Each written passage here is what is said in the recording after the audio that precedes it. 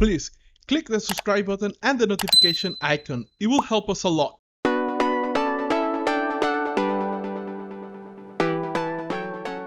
I think it's when I first started illustrating books and writing picture books, it was it was more work than I was used to doing, and also it was more than anything, I think it was so hard to simplify my ideas down to the simplest version of something to fit into a picture book. And that's one of the misconceptions I think about picture books, is that they're so short and they're so simple, like they must be so easy to make, and it's like, well, no, not really.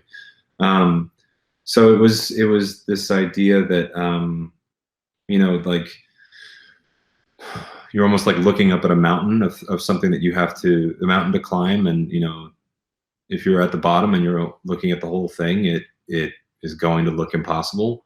But it's as simple as taking it one step at a time, and that started to really happen for me, where I started to take on projects where I was working as the illustrator, and I had my full-time job and I was doing these books at night, and it was just like a seemingly endless amount of work to do, and I was like, how am I going to get all of this done? But what I've eventually learned is that with like a little bit of forethought and planning, and less time spent worrying about how I would do it, the next thing I knew, I was close to done.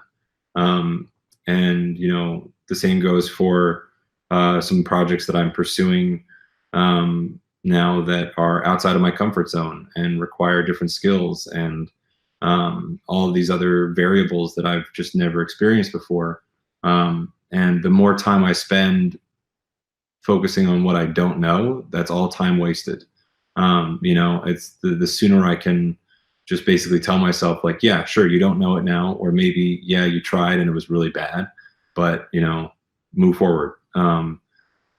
That's that part. It's that doubt that tends to like leak into what you're working on. That is natural. It's part of the process. I think it's not something you can totally get rid of, but it's something that you can become more comfortable with and control. I think, and it also comes with practice. It comes with experience. The more you've run into that little demon of doubt, the more more familiar you are with it, and the more you can sort of tell it to be quiet and just focus on what you have to do.